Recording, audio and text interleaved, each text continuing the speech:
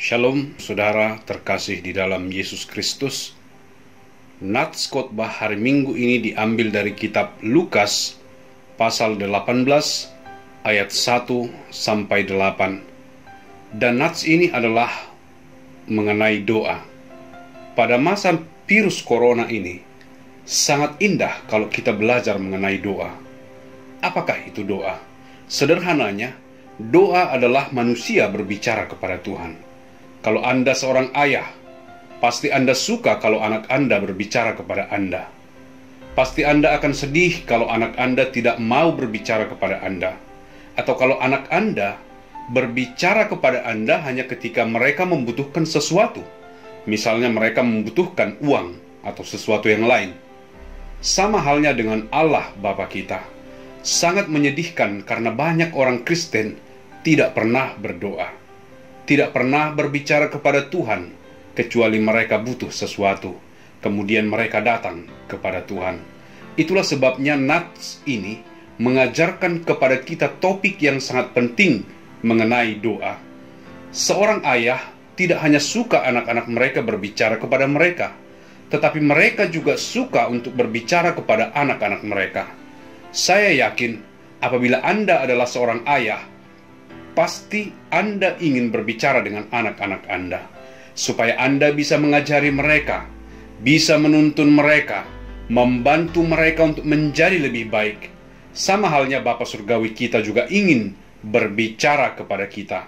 Dan Allah berbicara kepada kita bukan dengan suara, tetapi melalui firman-Nya di dalam Alkitab. Nah, masalahnya adalah, meskipun Allah berbicara kepada kita melalui firman-Nya, banyak sekali orang Kristen seperti anak-anak tidak mau mendengarkan ayah mereka. Banyak orang Kristen tidak pernah membaca Alkitab. Mereka tidak mau mendengarkan apapun dari Tuhan. Sangat menyedihkan. Tahukah kita, dalam setiap komunikasi membutuhkan dua cara. Anda mendengarkan istri dan juga berbicara dengan istri Anda. Demikian juga dia mendengarkan Anda dan dia berbicara dengan Anda. Dan itu normal. Sama halnya apabila kita ingin memiliki hubungan yang baik dengan Bapa kita di bumi ini. Kita mendengarkan Dia, dan kemudian kita berbicara kepada Bapa kita, dan dengan demikian Bapa kita senang dengan kita. Sama halnya kita sebagai anak-anak Allah. Jika kita menginginkan hubungan yang baik dengan Allah Bapa, maka kita harus mendengarkan Allah melalui firman-Nya, yaitu Alkitab. Dan kita harus berbicara kepada Allah melalui doa. Dengan demikian, kita membangun hubungan yang erat dengan Allah Bapa kita. Dan Allah Bapa kita akan senang dengan kita. Jadi orang Kristen adalah orang yang sungguh-sungguh diberkati. Karena kita dapat berbicara atau berdoa kepada Allah dimanapun, kapanpun. Seperti Anda berbicara dengan Bapa di bumi ini. Dimanapun dan kapanpun. Ketika pergi keluar bersama dengan Bapa kita bisa berbicara dengan Dia. Di rumah juga bisa berbicara dengan Bapa kita. Kita bisa mendengarkan Dia karena Dia Bapa kita. Kita memiliki hak untuk berbicara dengan Dia. Anda tidak dapat berbicara dengan Presiden Jokowi kapan saja Anda suka. Dimanapun yang Anda suka, Anda harus ke istana untuk dapat berbicara dengan Dia. Anda harus membuat janji untuk berbicara dengan Dia. Anda harus berpakaian dengan rapi sebelum Anda dapat berbicara dengan Dia. Sama halnya dengan orang-orang di agama lain. Mereka hanya dapat berbicara dengan Allah mereka pada waktu tertentu, di tempat tertentu, dan mereka harus berbicara atau berdoa dengan cara tertentu. Hanya dengan demikian, mereka berharap Allah mereka akan mendengarkan mereka. Mengapa ada perbedaan antara kita orang-orang Kristen dan agama-agama lain? Perbedaannya adalah, bagi kita, Allah yang Maha Kuasa itu adalah Bapa kita. Bagi mereka, Allah mereka bukanlah Bapa mereka. Bahkan mereka merasa, bagaimana mungkin engkau memanggil Allah itu Bapamu? Apakah kamu tidak mengenal siapa Allah itu? Dialah Allahu Akbar. Dia sangat tinggi. Dia sangat jauh. Jadi kita sebagai orang-orang Kristen, hanya bagi kita orang-orang Kristen bisa datang kepada Allah yang Maha Kuasa ini dan memanggilnya Bapa. Allah Bapa. Jadi ini karena Yesus telah mengatakan kepada kita dalam Yohanes 14 ayat 6. Dan Yesus berkata, "Akulah jalan dan kebenaran dan hidup. Tidak seorang pun yang dapat datang kepada Bapa kecuali melalui aku." Jadi Yesus berkata, apabila Anda sudah menerima Dia, apabila Anda sudah percaya kepadanya bahwa di atas kayu salib, Yesus mati untuk semua dosa. Yesus membayar semua dosa-dosa Anda, dosa masa lalu, dosa masa sekarang, dan dosa di masa yang akan datang. Dan Yesus berkata, sudah selesai, lunas. Apabila Anda percaya di dalam hati Anda bahwa di atas kayu salib, Yesus sudah membayar semua dosa Anda, kemudian Anda menerima Dia sebagai juru selamat, kemudian Yesus berkata, engkau bisa datang kepadanya, yaitu Allah Bapa. Ingat, Yesus berkata dalam Yohanes 14 ayat 6. Yesus berkata, akulah jalan dan kebenaran dan hidup. Tidak seorang pun datang kepada Bapa kecuali melalui aku. Jadi jika Anda sudah menerima Yesus sebagai juru selamat, Anda sudah percaya dalam hati Anda, bukan hanya di kepala tetapi di dalam hati, bahwa di atas kayu salib Yesus membayar semua dosa-dosa Anda, semuanya. Kemudian Dia berkata lunas, dan Dia bangkit dari kematian, dan Anda terima Yesus sebagai juru selamat Anda di dalam hati Anda, maka Anda dapat datang kepada Allah Bapa. Bukan Allah yang jauh, tetapi Allah Bapa kita. Itulah sebabnya kita dapat berbicara dengan Dia kapanpun, seperti kita berbicara dengan Bapa kita sendiri. Sungguh berkat yang indah, di mana kita dapat berbicara kepada Allah Bapa kita dimanapun dan kapanpun. Jadi berdoa itu hal yang dapat kita lakukan bukan hanya di gereja. Kita bukan seperti orang lain yang harus pergi ke tempat khusus seperti masjid atau kelenteng atau bukit tertentu dan baru bisa berdoa kepada Tuhannya. Bagi kita, apakah Anda kalau berbicara kepada Bapa di bumi ini hanya berbicara kepadanya di satu tempat saja? Di dalam mobil, Anda berbicara dengan Dia. Di tempat makan, Anda berbicara dengan Dia. Di restoran, Anda berbicara dengan Dia. Anda berbicara dengan ayah atau bapa Anda setiap waktu. Dan saya berharap Anda akan berbicara dengan Tuhan setiap waktu. Nats hari ini dari kitab Lukas pasal 18 ayat 1-8 adalah sebuah perumpamaan yang diberikan oleh Yesus untuk mengajar murid-muridnya bagaimana seharusnya berdoa dan jangan menyerah.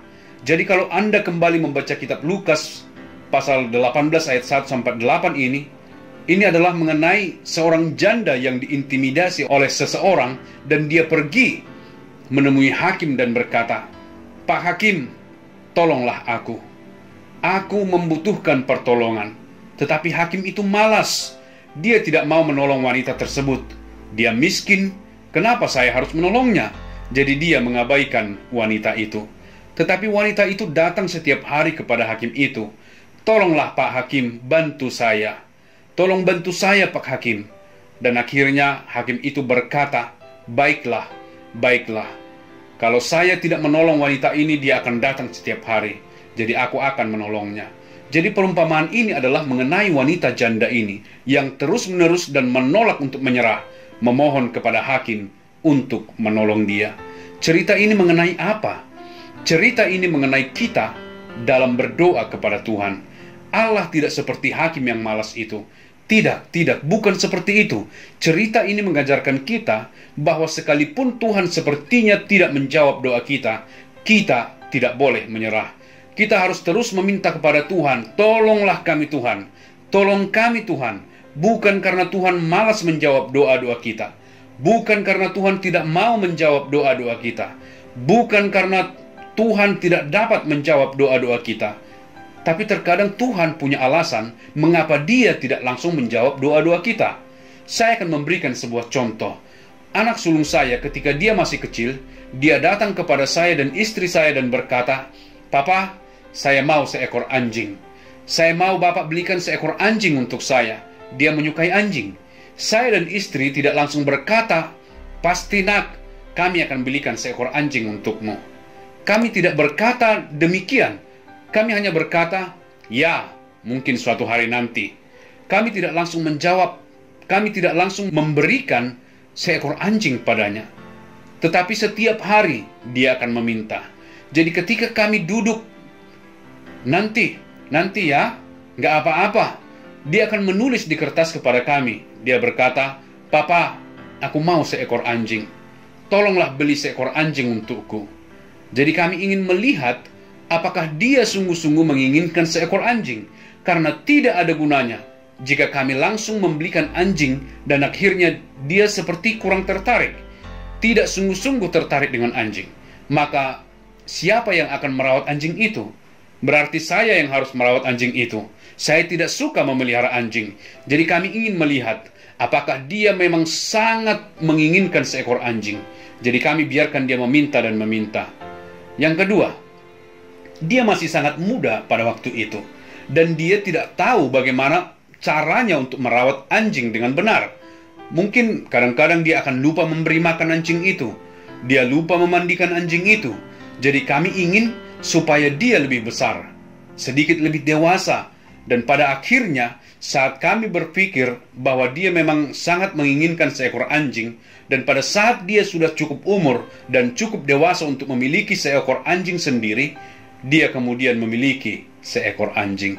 Saya harap contoh ini dapat membantu Anda untuk mengerti mengapa kadang-kadang Tuhan tidak menjawab doa-doa kita seketika. Kenapa Tuhan? Aku meminta tetapi mengapa Engkau tidak pernah jawab? Tuhan punya jawaban yang bijaksana. Seperti anak saya tidak mengerti alasan saya. Dia mengira sudah cukup umur untuk merawat seekor anjing. Dia terus saja berkata, "Papa, aku tahu bagaimana caranya untuk merawat anjing. Jangan khawatir, Pak." Tapi kami mengetahui lebih baik dari dia. Anak kecil bisa tidak bertanggung jawab karena mereka berubah pikiran setiap waktu. Jadi sebagai seorang bapak, saya tahu, kami tahu kapan waktu yang tepat untuk memberikan seekor anjing kepadanya. Jadi sama halnya, seringkali ketika kita berdoa, kita mengharapkan Tuhan menjawab seketika itu juga. Tapi Tuhan tidak melakukannya. Jadi cerita ini mengatakan kepada kita bahwa ketika Tuhan tidak langsung menjawab doa Anda, jangan menyerah. Apabila Anda memang sangat menginginkan permintaan itu dan Anda berpikir bahwa hal itu sungguh baik bagi Anda sebagai orang Kristen dan supaya kiranya permintaan ini dijawab oleh Tuhan, maka teruskanlah meminta kepada Tuhan. Seperti anak saya, terus-menerus meminta kepada saya. Saya harap ketika Anda berdoa tentang sesuatu, jangan mudah menyerah. Seperti itulah tepatnya cerita di nats ini. Supaya bertekun, terus-menerus berdoa. Mungkin Anda sedang berdoa untuk kesehatan. Anda ingin kesehatan Anda ditolong oleh Tuhan. Tetapi kelihatannya, Tuhan seperti tidak sedang menolong Anda. Tidak tahu mengapa. Mungkin Tuhan ingin mengajar Anda untuk berdoa lebih lagi. Mungkin Tuhan ingin supaya Anda berkomunikasi dengan Dia lebih lagi. Saya tidak tahu. Tuhan punya alasannya. Mungkin Anda sedang berdoa agar anak Anda lebih bertanggung jawab. Mungkin dia anak yang nakal. Anda kemudian berdoa dan sepertinya Tuhan tidak menjawab. Lalu Anda berkata, "Kenapa Tuhan?" Kemudian Anda menyerah. Jangan lakukan itu. Mungkin Tuhan ingin supaya Anda rendah hati dan menyadari bahwa hanya Tuhan yang dapat mengubah hati anak Anda, bukan Anda, bukan dengan omongan, bukan dengan memarahinya. Allah punya alasannya. Mungkin putri Anda yang ingin menikah dan Anda tahu seorang pria yang baik dan Anda berdoa supaya pria inilah yang akan mendekati putri Anda. Tetapi orang itu tidak melakukannya. Mungkin Tuhan tahu bahwa pria itu tidak sebaik yang Anda pikirkan. Mungkin orang itu belum menjadi orang yang bertanggung jawab. Mungkin orang itu tidak cocok dengan putri Anda. Bukan pria yang tepat, saya tidak tahu. Tapi Tuhan itu bijaksana. Dia bukan hanya menjawab doa Anda, tapi menjawabnya pada waktunya dengan caranya. Kisah hari ini adalah jangan mudah menyerah.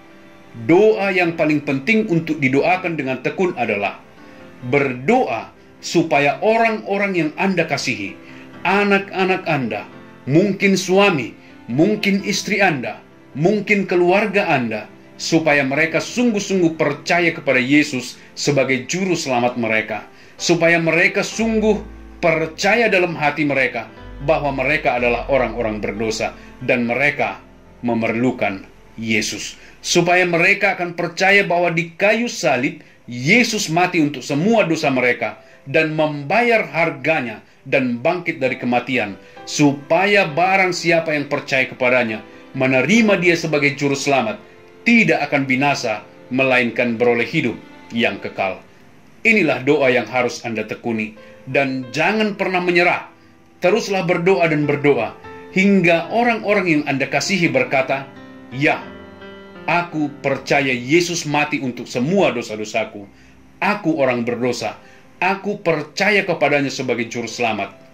Jangan menyerah sampai mereka percaya, bukan di kepala, tapi di dalam hati. Jadi saya berharap perumpamaan kecil ini, bacalah perumpamaan ini dalam Lukas 18 ayat 1-8, mengajar kita untuk terus berdoa. Saya berharap Anda semua, anak-anak Allah, akan sangat menghargai hal indah ini yang disebut doa. Kita dapat berbicara kepada Allah Bapa kita dimanapun, kapanpun. Seperti saya ingin anak saya berbicara kepada saya ketika saya berjalan, ketika kami pergi keluar, ketika kami pulang ke rumah. Saya ingin anak saya memanggil saya Pa, Papa, dan saya ingin anak saya mendengarkan saya. Dan saya harap Anda akan berbicara kepada Tuhan di dalam doa dan mendengarkan Tuhan melalui pembacaan firman-Nya di Alkitab. Kiranya Tuhan memberkati Anda minggu ini. Amin.